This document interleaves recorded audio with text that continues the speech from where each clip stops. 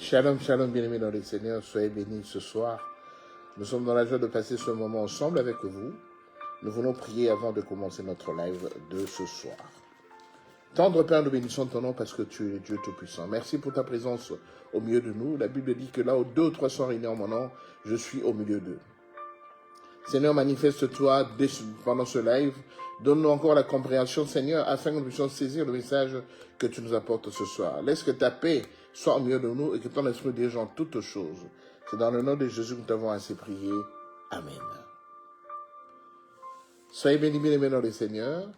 Nous sommes le vendredi 21 novembre 2025. Nous sommes presque à la fin de l'année.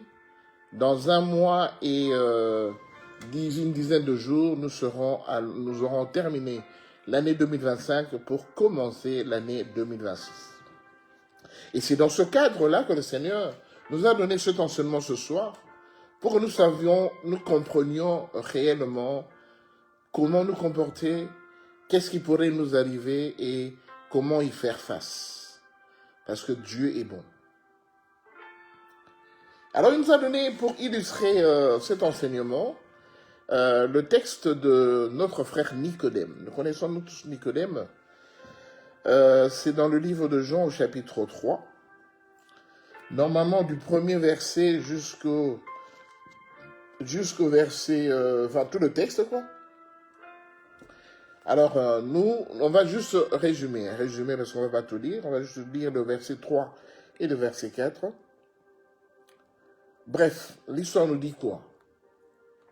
Nicodème était un docteur de la loi. Donc c'est quelqu'un qui connaissait très bien la loi de Moïse.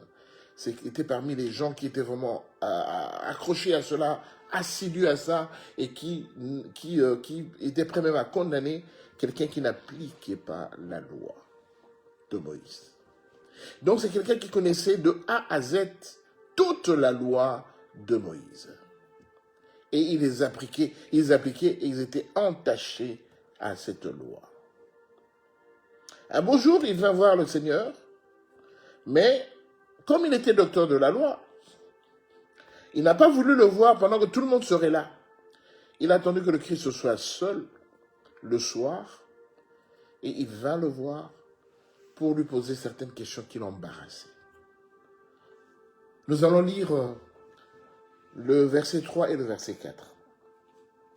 Jean chapitre 3, 3 à 4. Jésus lui répondit, en vérité, je te le dis, si un homme ne naît de nouveau, il ne peut voir le royaume de Dieu. Verset 4. Nicodème lui dit, comment un homme peut-il naître quand il est vieux? Peut-il rentrer dans le sein de sa mère et naître? Bien-aimé,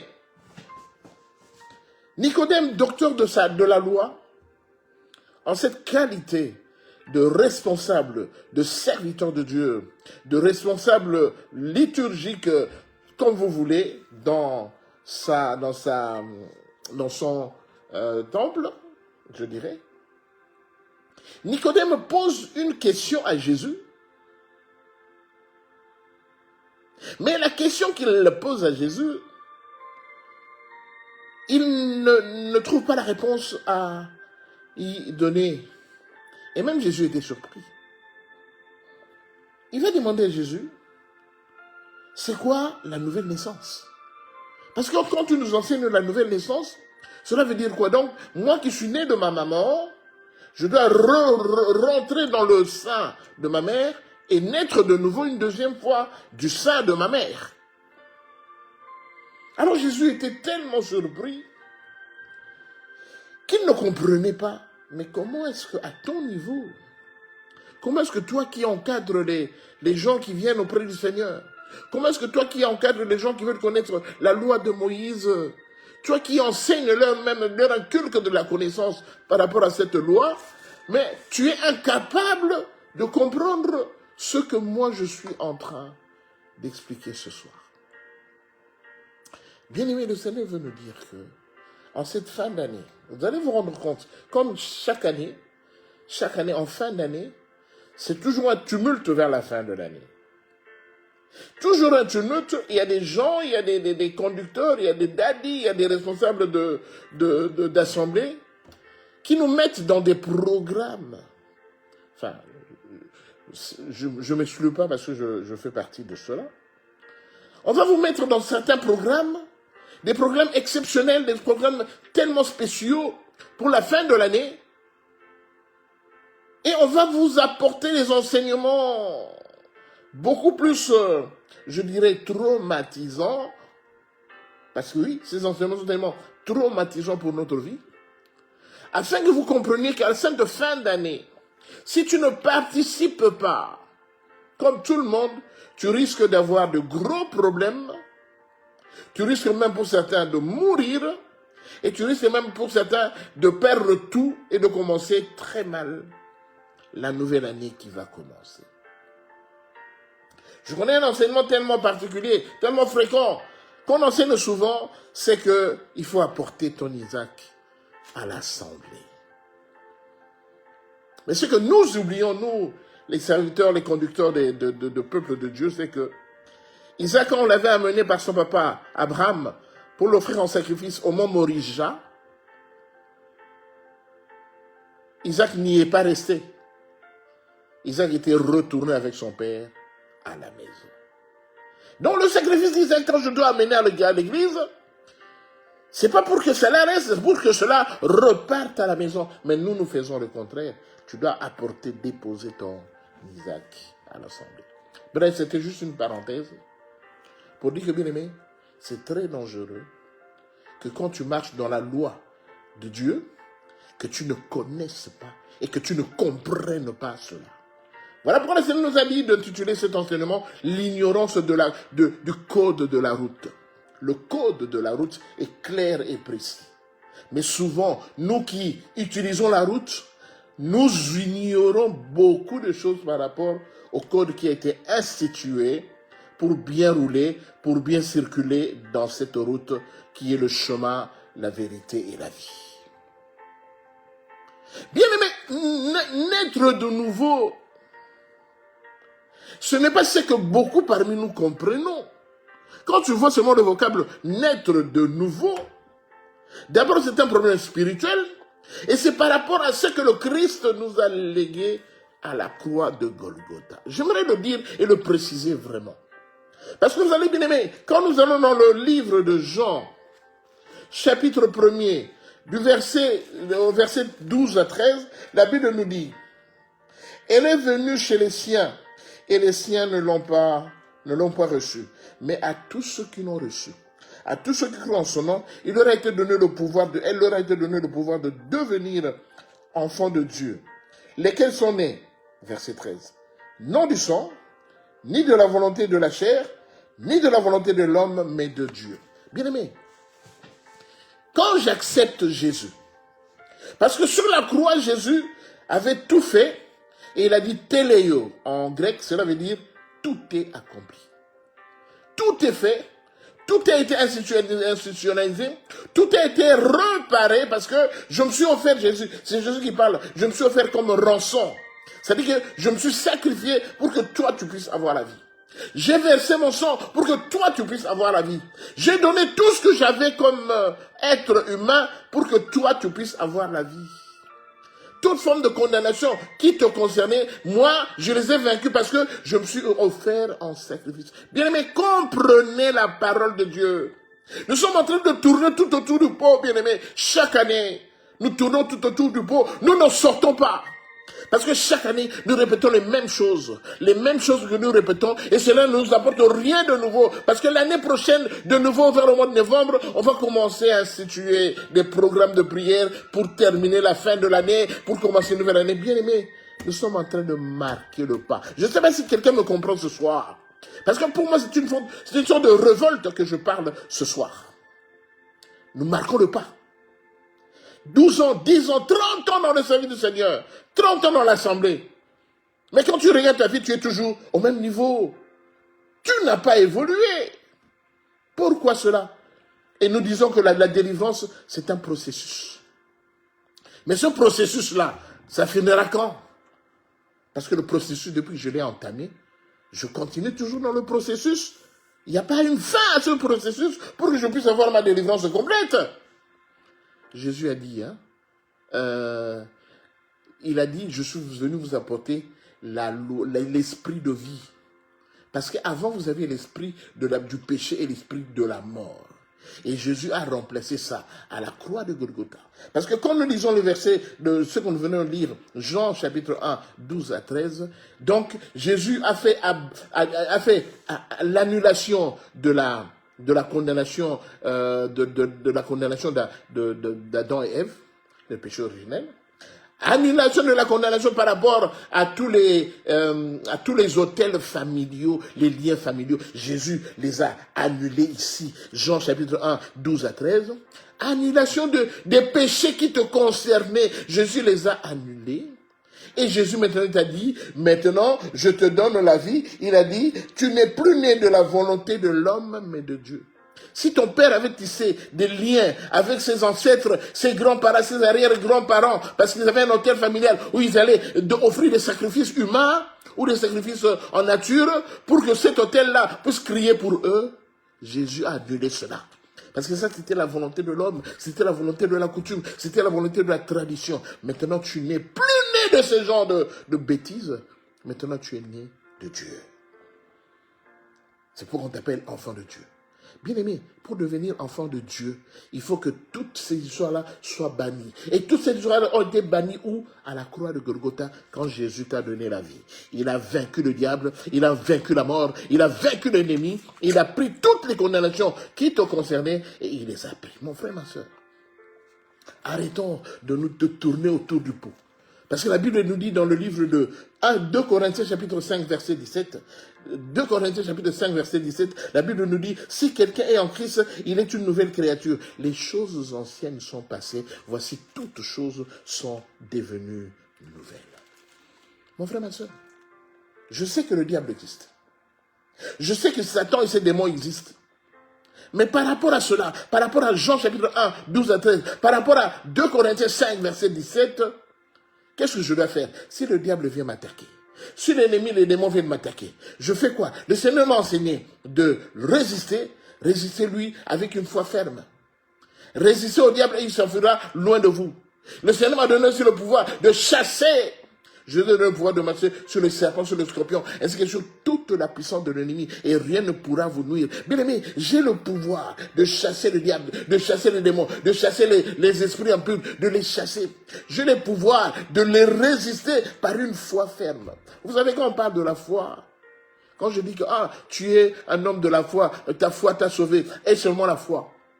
Bien aimé, la foi ne doit pas venir de moi. La foi ne doit pas venir de moi. Quand on dit qu'Abraham c'était un homme de la foi, cela veut dire quoi? Abraham était un homme de la foi parce qu'Abraham ne connaissait pas Dieu. Mais Dieu lui a apparu dans Genèse chapitre 12.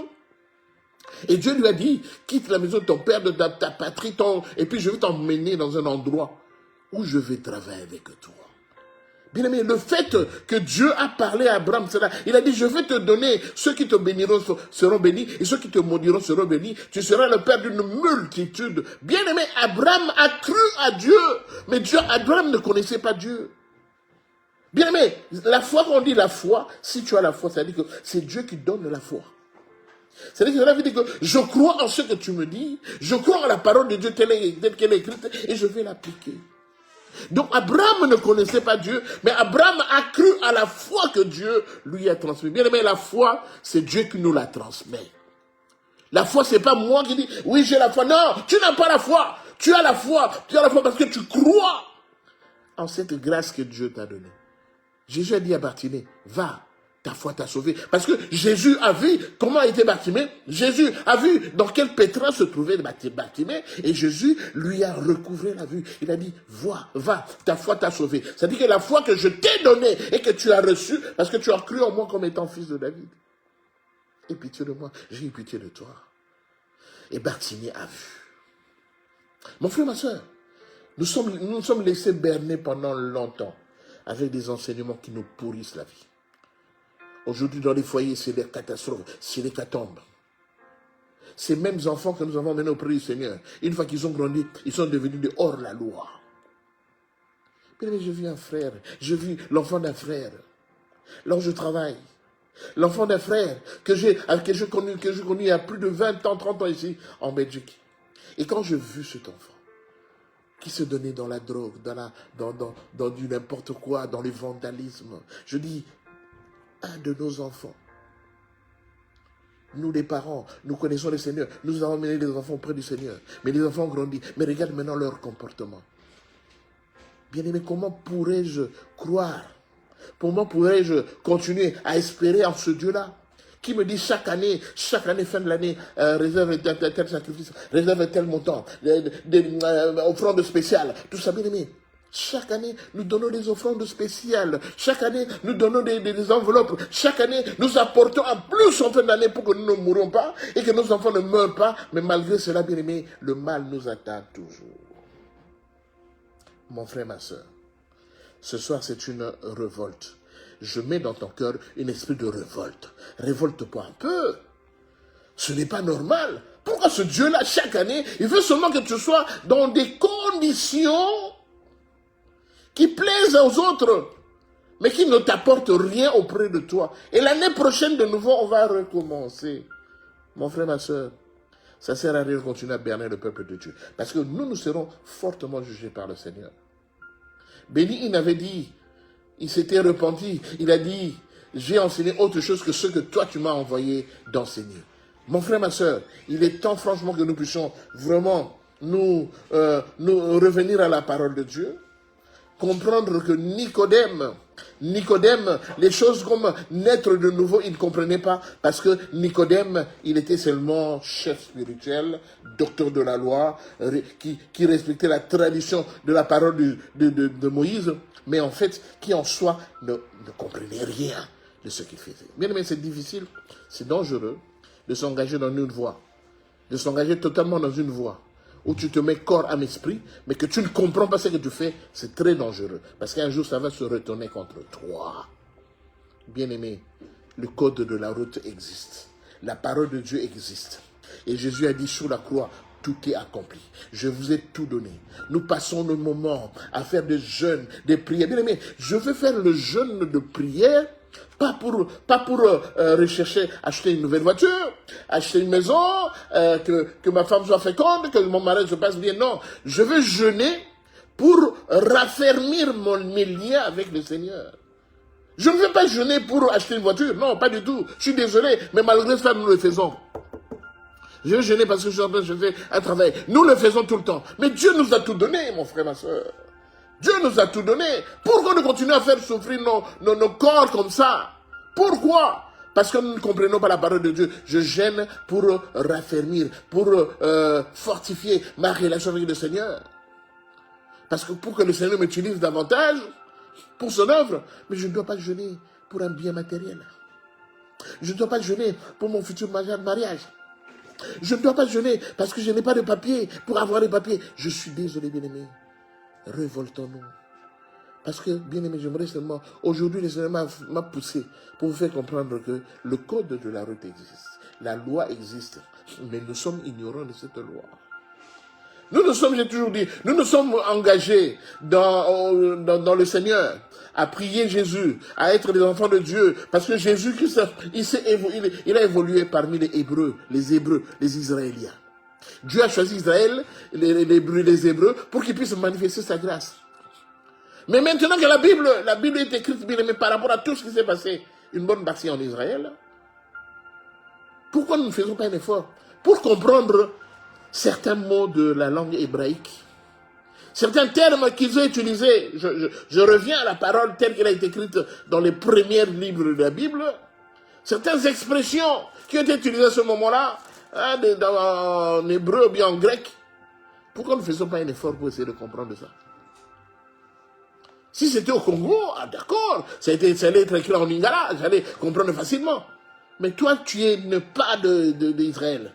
Tu n'es pas hébraïque de base. Et tu t'engages dans un truc qui concerne les hébraïques. Mais la moindre des choses, commence à comprendre la langue, à apprendre la langue, à chercher les significations. C'est comme ça que nous tâtonnons.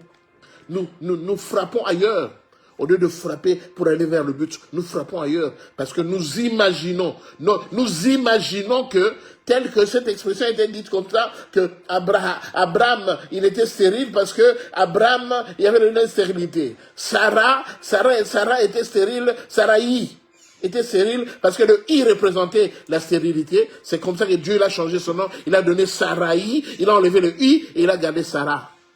Bien aimé, c'est mensonge contre mensonge. Je te le dis, si tu es dans cette logique-là, je te dis mensonge. Sarai ne veut pas dire stérile. Rien du tout. Sarai, c'était la princesse de tout le monde. Pardon, la princesse de son père. C'est pourquoi on l'appelait Sarai. Mais quand elle est devenue Sarah, elle est devenue maintenant la princesse de toute la multitude. Parce que Abraham devait être père d'une multitude. Bien aimé, évitons de croire à des choses qu'on n'a même pas vérifiées. Et nous croyons que c'est comme ça, non. Bien aimé, la Bible dit que les chrétiens de Béret, qu'est-ce qu'ils faisaient? Quand ils rentraient chez eux, ils vérifiaient dans la Torah si tout ce qu'on leur avait enseigné y existait.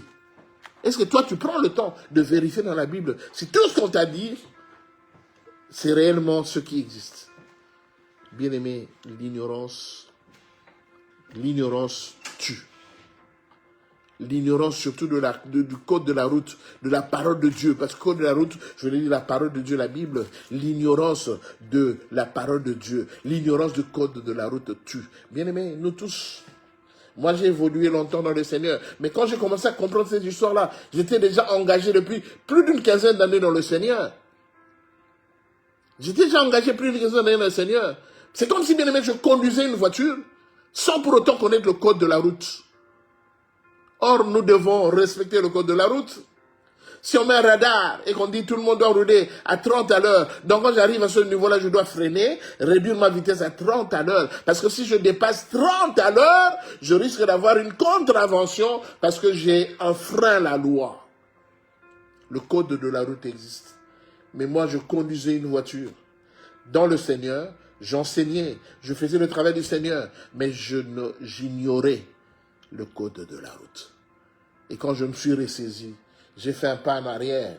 Je me suis dit, je dois me conformer au code de la route pour ne pas tomber, continuer à baigner dans l'ignorance. C'est ainsi que, bien aimé, par la grâce de Dieu, je continue à évoluer dans ce sens-là. Et toi, tu évolues dans quel sens, mon frère?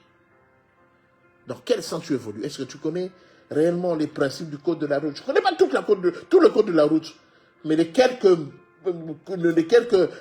situations qui reviennent assez fréquemment du code de la route, je les connais.